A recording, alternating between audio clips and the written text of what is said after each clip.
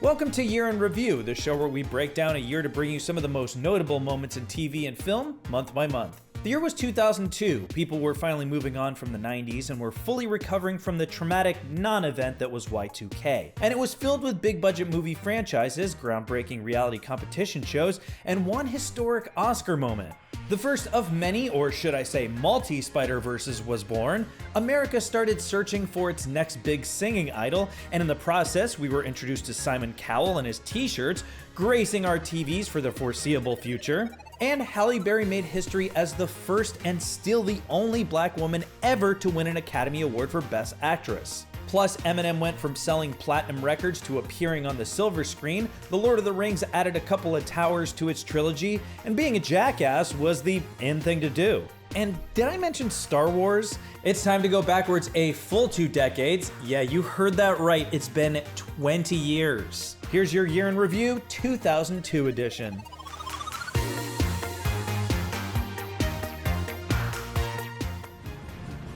I'm putting it on the roof. You're gonna need some help. Cover me. Okay, guys. We're gonna lay down some cover fire for him on 3. Ready? 1, 2, 3, go!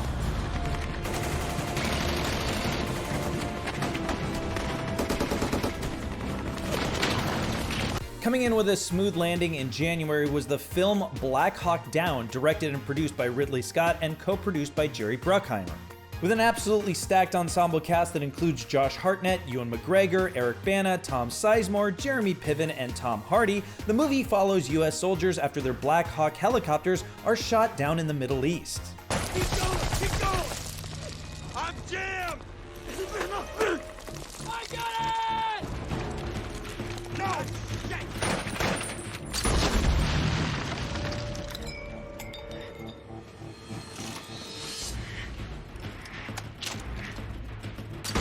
The film was based on the 1999 nonfiction book of the same name about the US sending special forces into Somalia to destabilize the government and bring aid in 1993. Despite criticisms over the film's accuracy, Black Hawk Down performed okay at the box office and ended up earning 4 Oscar noms, including Best Director for Ridley Scott, and brought in 2 for Best Editing and Best Sound. Critics say, though it's light on character development and cultural empathy, Black Hawk Down is a visceral, pulse-pounding portrait of war, elevated by Ridley Scott's superb technical skill. Start me off with a bang, huh? Yeah, robbery. Ended badly, 1 dead. Witnesses said the shooter gained entry using a police badge. Number 714. That's your number. Where were you 2 hours ago? With me. Let me see your badge.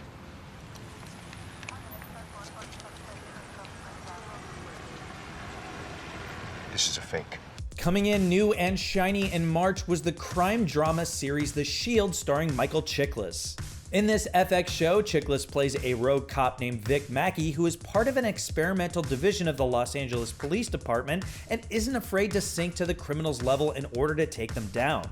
Loosely based on a real-life police division in Los Angeles in the 90s, the series had its fair share of big-name stars stopping by through its 7 seasons, including extended stays from people like Glenn Close and Forrest Whitaker. I had a conversation with Antoine Mitchell. Very illuminating, especially as it relates to Shane Vendrell. Is your neck a little sore? Excuse me? From the noose. Tightening. Chiklis won an Emmy for his performance in the first season, as the drama went on to become a staple of top TV show conversation and best of lists by the end of the decade. Critics say, while there is certainly no shortage of cop dramas, The Shield's thrilling first season offers a unique perspective and provocative performances that will leave viewers breathless. Well, beats taking the subway. Don't mind us, she just needs to use the elevator. Wait! Who are you? You know who I am. I do?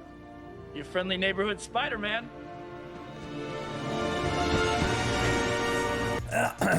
Alright, time for me to drop a verse for you guys.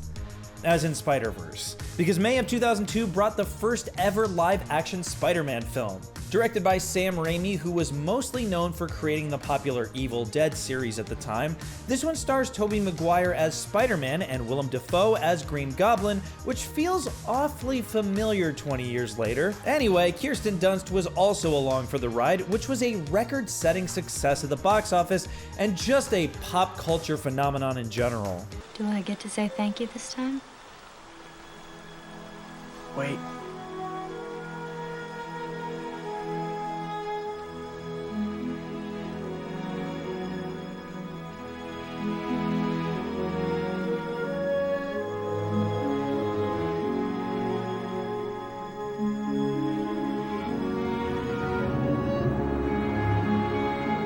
Spider-Man set the box office standard for superhero movies as it became the highest grossing superhero film and the 6th highest grossing film ever at the time.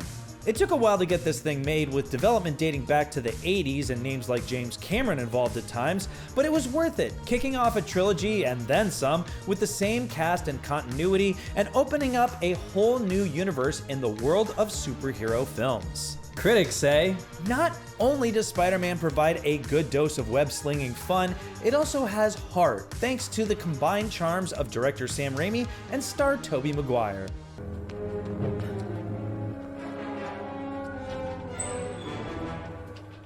You're gonna pay for all the Jedi that you killed today, Dooku. We'll take them together. You're going slowly on the left. Taking him now! No, Anakin, no! No!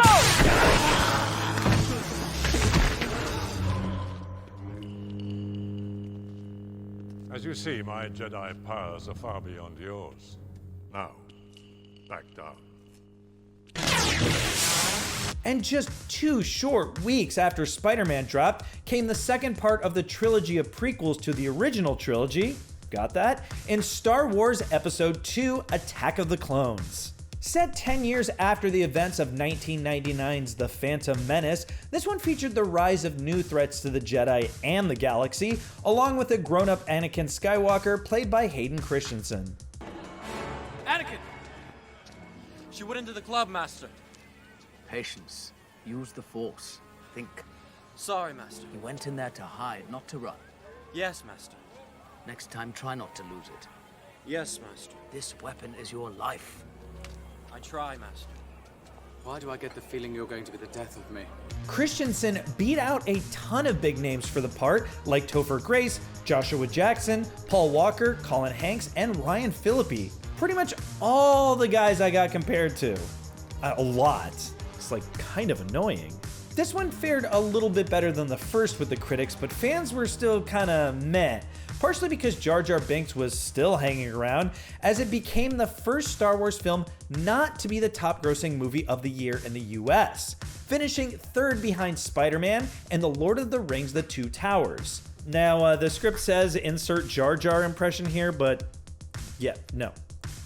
Critics say Star Wars Episode II: Attack of the Clones benefits from an increased emphasis on thrilling action, although it's once again undercut by ponderous plot points and underdeveloped characters. Not enough Watto. I know that's what they're saying.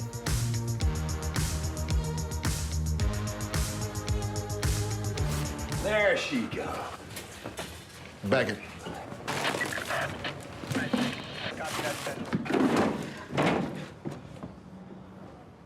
Let's do it.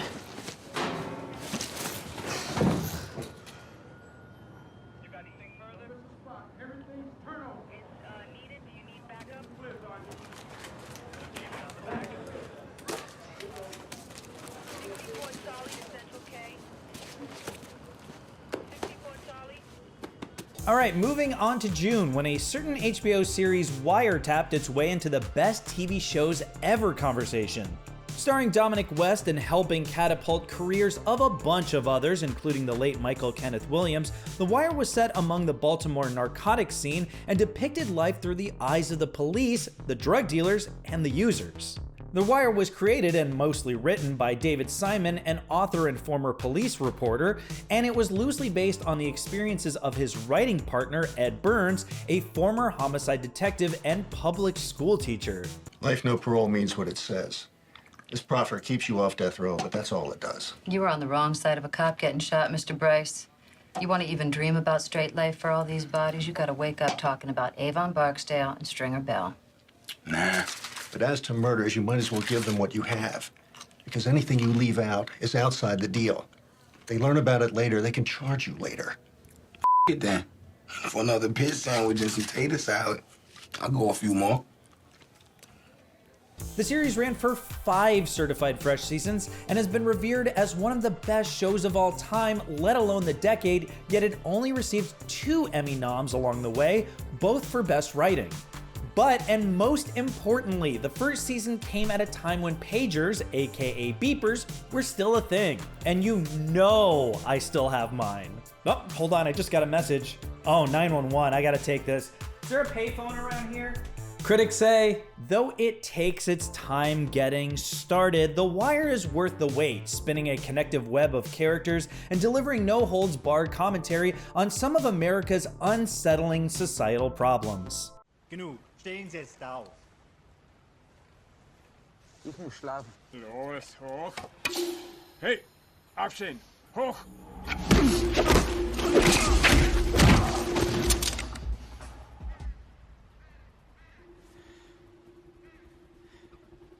The summer of 2002 was not short on action flicks like The Bourne Identity or budding action stars like Matt Damon. Damon stars as a guy who is near death and rescued from the ocean with no recollection of who he is or where he came from. But he's got a bunch of killing skills.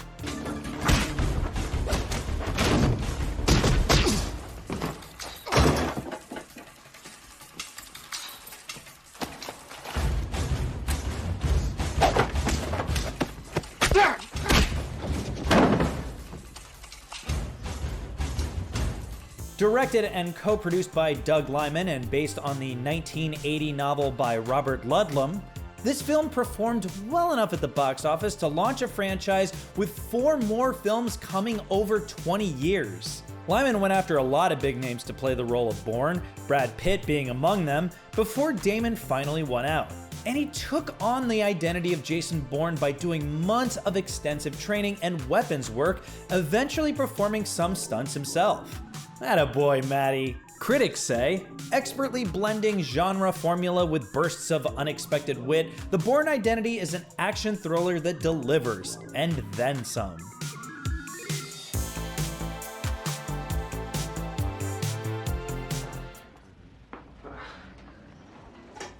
Adrian, please. How many intruders? Just one. Just one. Just one. Monk? Leave it. Well, what's with this? That's a smoke alarm. She was in the kitchen cooking something when he broke in. It started to burn. A little girl across the street saw the guy turning it off. So there was a witness? She's 10 years old. She didn't see much. Premiering on USA Network in July was yet another show about a guy who develops OCD after the unsolved murder of his wife and loses his job as a big-time homicide detective in San Francisco because of it, but continues to solve crime anyway. Whew. I'm talking about Monk. Tony Shalhoub played the title character, and I guess you could say he was good at it. The show ran for 8 seasons, and he received 8 straight Emmy nominations for his performance, winning twice. 8 straight. He also won 2 SAG Awards on 7 noms, but that's enough with all the counting. It's 6'3", maybe 6'4". What about the pilot light? Because, you know, Pilot light is sometimes fine. it goes out. Do you It's remember the fine. last time it almost went out? Do you want me to drive all the way back to the city and check the stove? No. I mean, is that what you're telling me to do? No. Would you? Could you? That would be great. Oh, excuse me, gentlemen. Just 1 second, okay? Just... The series finale of Monk in 2009 held the record for the most watched scripted drama episode in the history of cable TV until it was chased down by The Walking Dead in 2012. Shalhoub and a few other original cast members reprised their roles for a special short for Peacock during the COVID-19 pandemic in 2020, showing how Monk, with his OCD, was surviving during the times. And oh, what times they were. Critics say, Monk is a pedestrian procedural anchored by an extraordinary star performance, with Tony Shalhoub bringing both beguiling eccentricity and rich humanity to the titular detective. He's not the first psycho to hire us, nor the last. You think there's a commentary on us? I just have an image in my head of a guy hanging from the ceiling. I got an image of it not being me. Let's do the thing.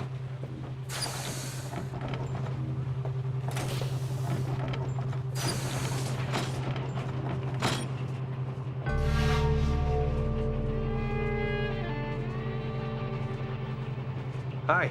Shining bright on Fox in July of 2002 was the space western drama series Firefly, created by Joss Whedon 5 years after he brought us the popular show Buffy the Vampire Slayer. Running for just one certified fresh season, the show takes place a few hundred years in the future and follows Nathan Fillion as Captain Malcolm Reynolds, leading a renegade crew that includes Alan Tudyk as they embark on galactic missions for profit.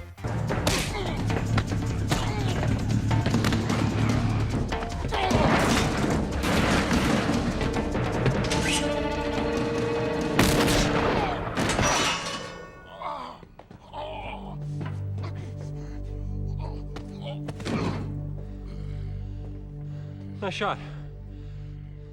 I was aiming for his head.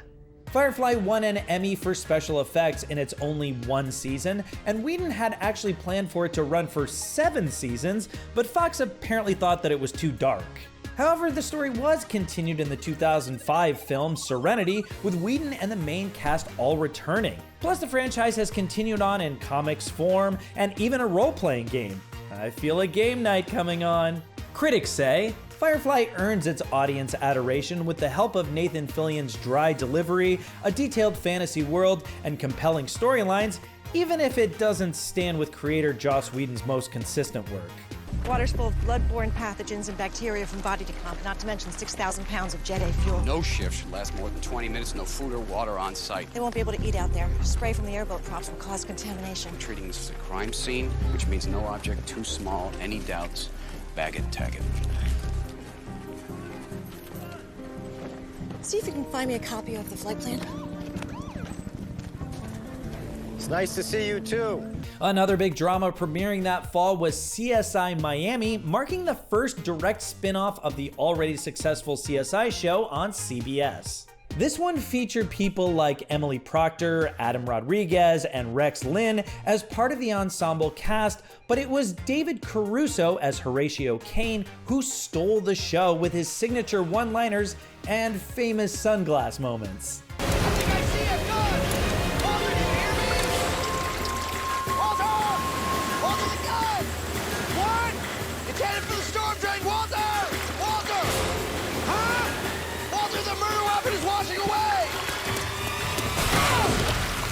This series pretty much had the same formula and idea as CSI, just set in a different city.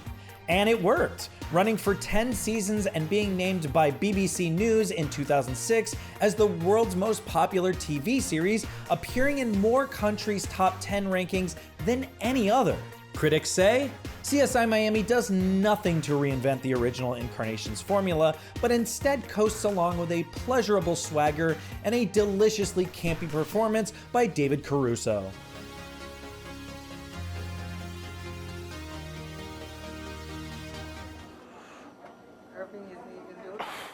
You want a spot? No, I got it. No, I got it. You got it? Yeah, yeah. If you need a spot, just give me a call. Okay.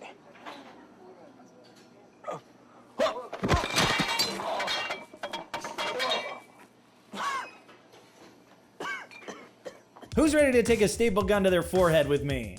October featured Jackass the movie, bringing the popular TV show to the big screen after completing its 3-season run on MTV. The movie was pretty much the same as the show, with Johnny Knoxville, Bam Margera, Steve-O, and the rest of the guys all there, just with bigger budget and more painful injuries. Hi, I'm Johnny Knoxville, and this is called the Rent-A-Car Crash-Up Derby.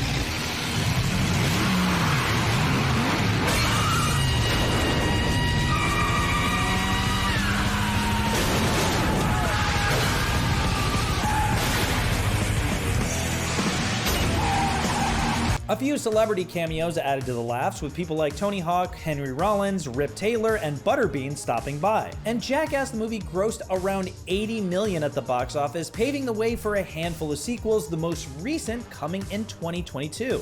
Not bad for a guy's acting like, you know, silly fellas. Critics say There's a good chance you'll be laughing hysterically at one stunt, but getting grossed out by the next one in this big screen version of the controversial MTV show.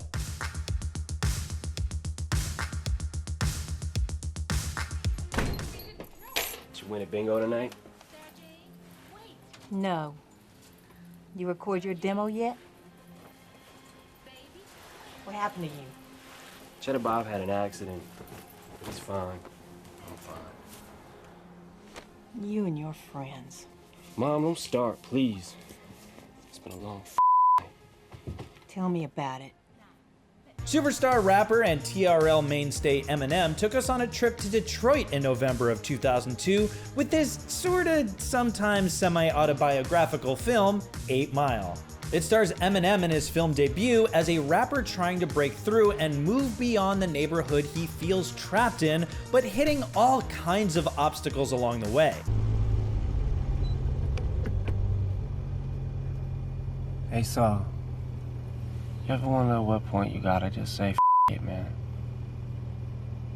Like when you gotta stop living up here and start living down here? It's 7:30 in the morning, dog. 8 Mile was directed by Curtis Hanson, known for films like LA Confidential and Adaptation, and it was written by Scott Silver, who would go on to write Joker in 2019.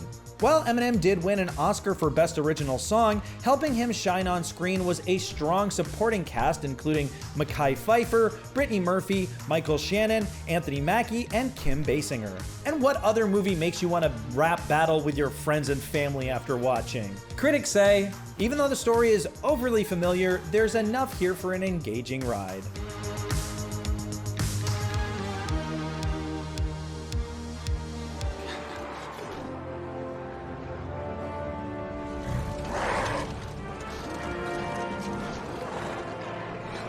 King stands alone.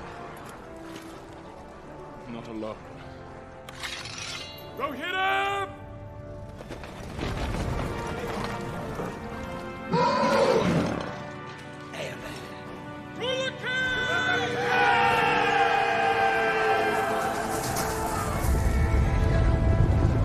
And finally, ending the year on a high note, or I guess 2 high notes technically, was The Lord of the Rings: The Two Towers. This marks the second film in the trilogy after The Lord of the Rings: The Fellowship of the Ring, and was once again directed by Peter Jackson and based on J.R.R. Tolkien's epic fantasy novel The Lord of the Rings. Among the film's storylines is the ongoing journey of Elijah Wood's Frodo and Sean Astin's Sam to destroy the One Ring, this time being followed and eventually joined by the mysterious Gollum. They stole it from us. Sneaky little hobbitses. Wicked, tricksy, fierce. No, master. Yes, precious. False. They will cheat you, hurt you, lie. Master's my friend. You don't have any friends. The Two Towers was a monster hit, making $936 million at the box office and earning 6 Academy Award nominations, including Best Picture, while winning 2 for Best Sound Editing and Best Visual Effects, obviously. The Return of the King completed the all-certified fresh blockbusting trilogy the following year, followed by a whole other trilogy, the Hobbit trilogy to be exact, between 2012 and 2014. And now a big-budget prequel spin-off series has finally made its way to Amazon, due in September of 2022. Critics say, The Two Towers balances spectacular action with emotional storytelling, leaving audiences both wholly satisfied and eager for the final chapter. And there you have it, the highs and even higher highs of 2002, plus a little jackassery thrown in. As always, we couldn't go over every notable release from such a big year, but I'm sure everyone will be perfectly understanding of that, especially on my Twitter page. See you next time.